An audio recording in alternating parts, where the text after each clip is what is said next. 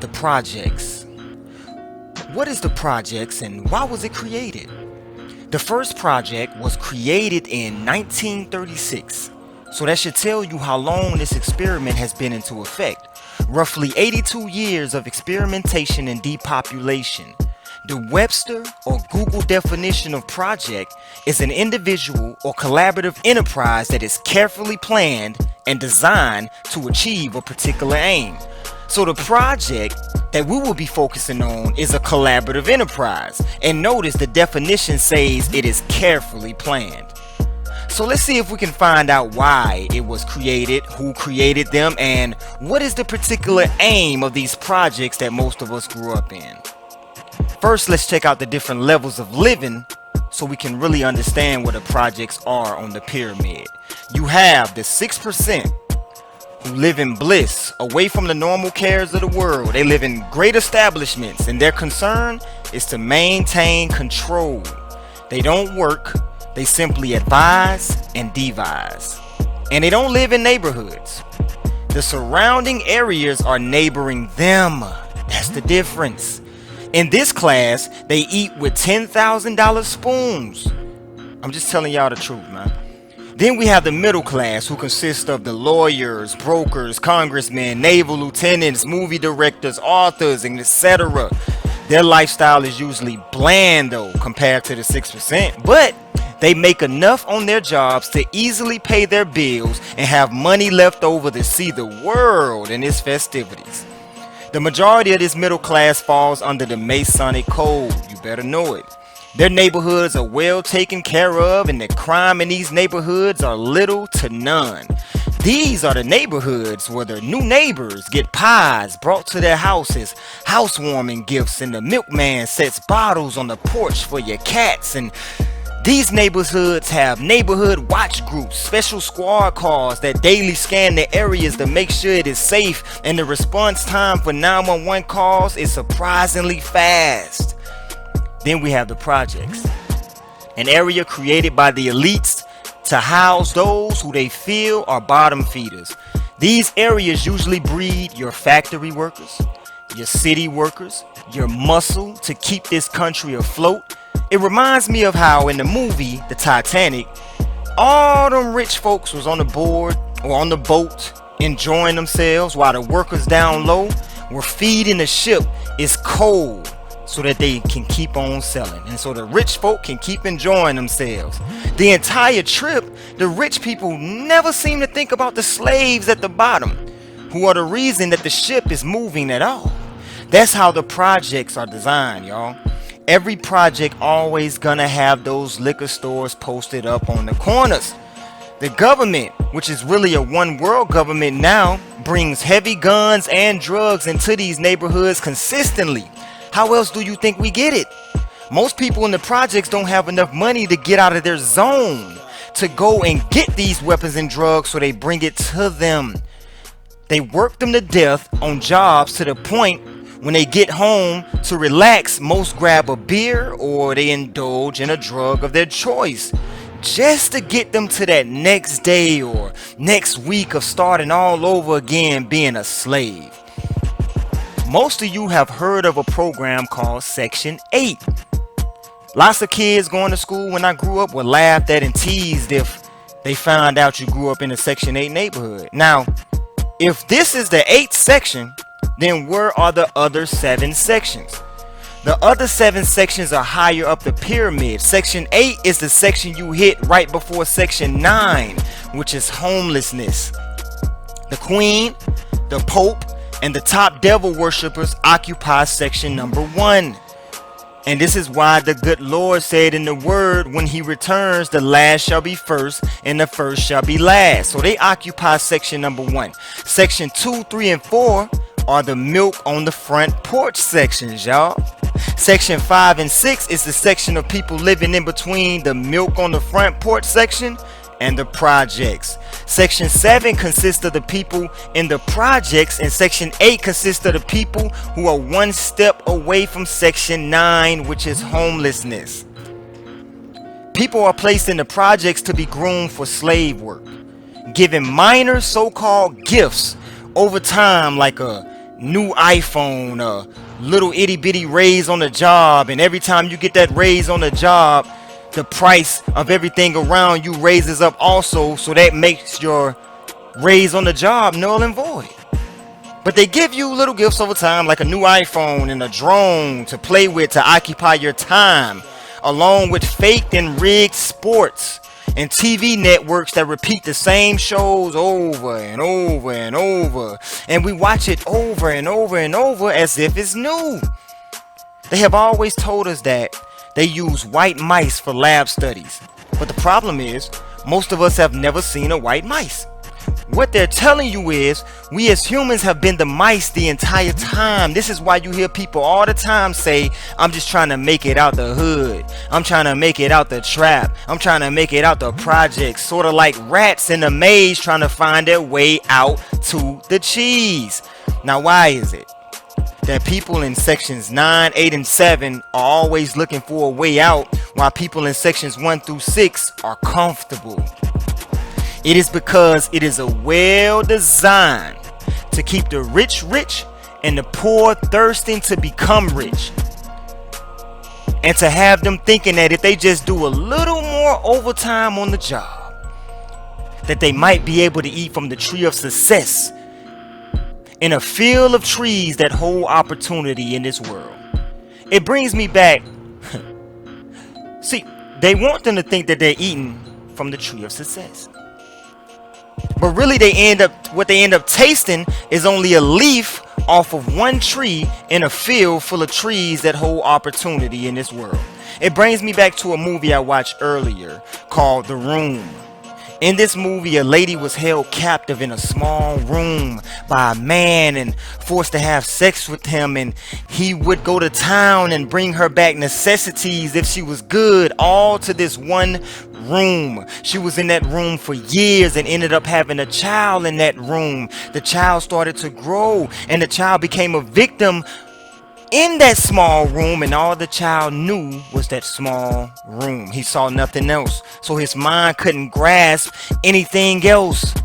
This is sort of like the design of the projects. Our parents grew up in it, so we grew up in it. An area where 90% of all killings in the world happen. A place where the majority latch on to these fake TV personalities in hopes of getting lucky one day and making it out. It also reminds me of two other shows. One being an episode of Black Mirror called 15 Million Metrics, or Merits, which describes the life of a bottom feeder to the T, y'all. It shows a group confined to small rooms all day. A room that is closed in, that feeds them nothing but artificial assessments, and then they go to work every day cycling a bike.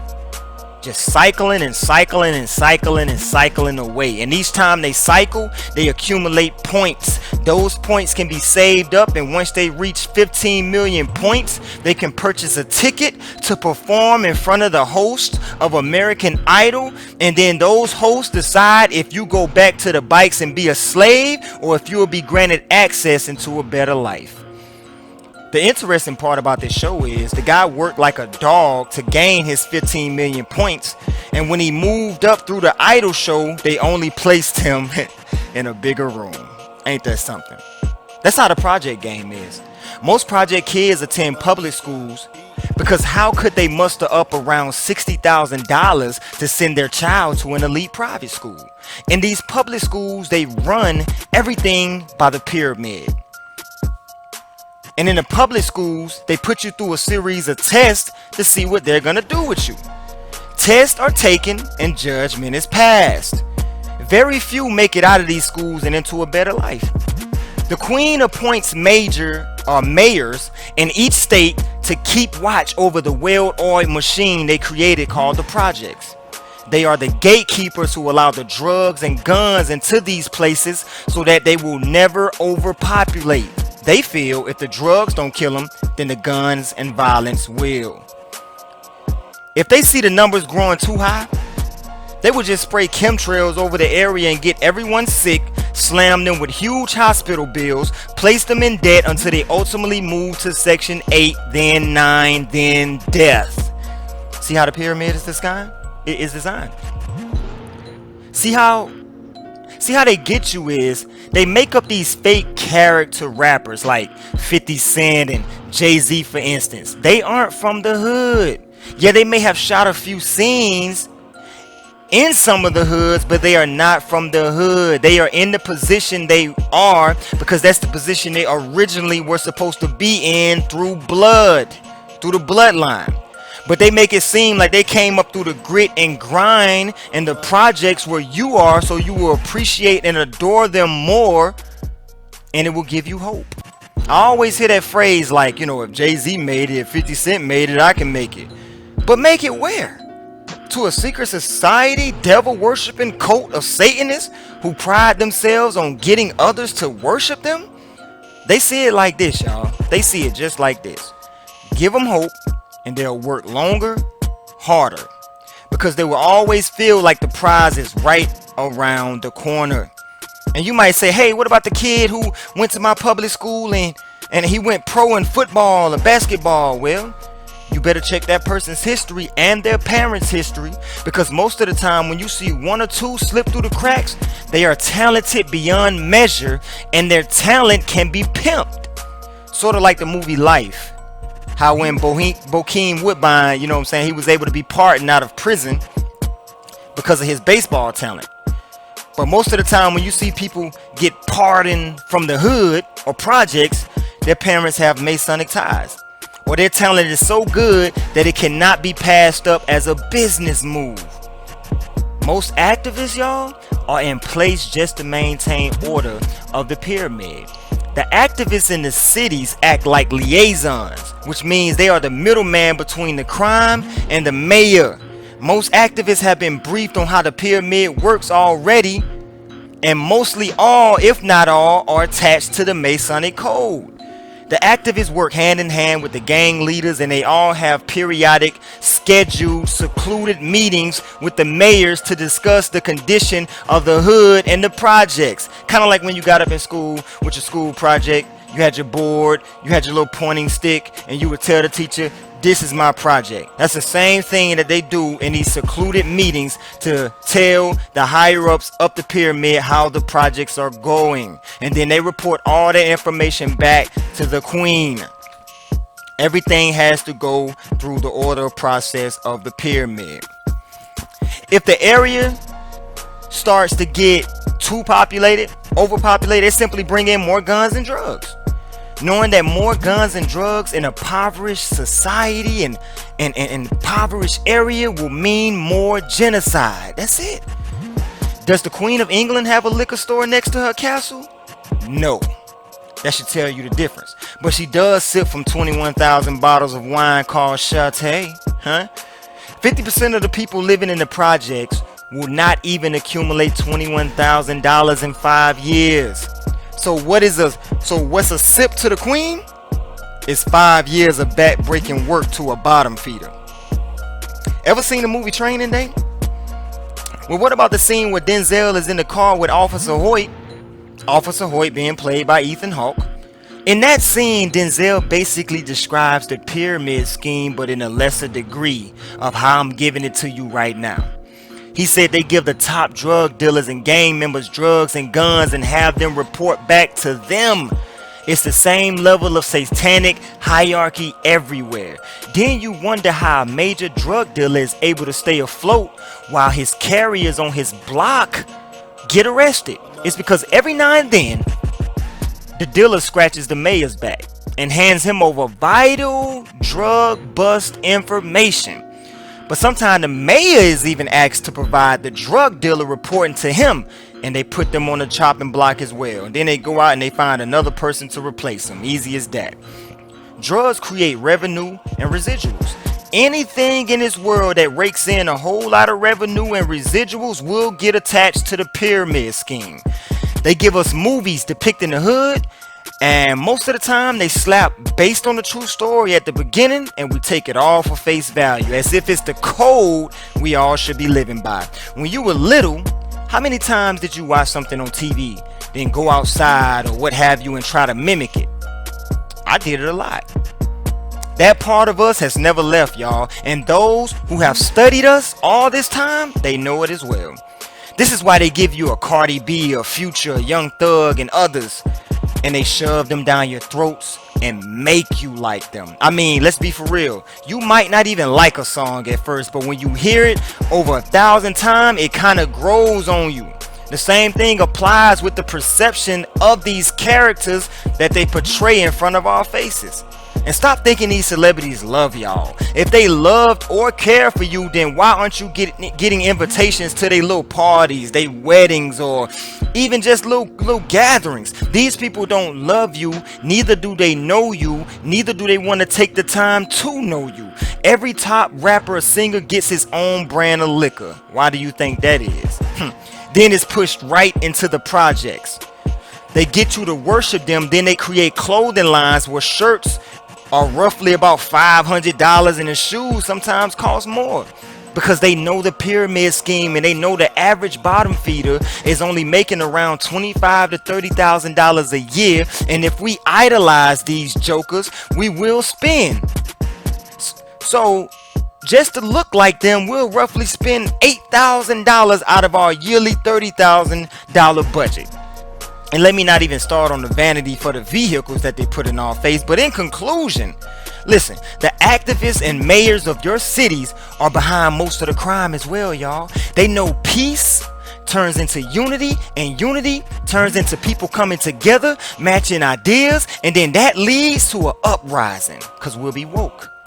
So when it gets too quiet, they create disorder and are usually the first on the scene to control the chaos they just created. They know all the gang members. They know how to create beef back and forth between the gangs. They know how to do it. They create it. The explaining of this pyramid scheme is not to get you to hate people with money, but simply to show you the order of operations that Satan has designed and that we were born into. Some people say the pyramid scheme works because it maintains order. I say it is deceptive because they don't tell you about this order on the news. They make it seem like we are all just equal and some people just happen to luck up to obtain the American dream, but that is far from the truth. There are hundreds of diseases out there and we never hear the wealthy being sick from any of them. Why is that? We never see the CPS or Child Protective Services getting in the Queen's business. Why is that? Public school students come out of high school with a diploma, a piece of paper in a frame, and the top private school students come out of high school already owning corporations. We are the machine and the legwork for this entire mockery of a nation, and we need to find a way to come together regardless of nationality or even faith, because I can't make you believe in Jesus Christ. But I am asking you all to realize that the person next to you is not the enemy. The enemy is higher up the pyramid, the projects.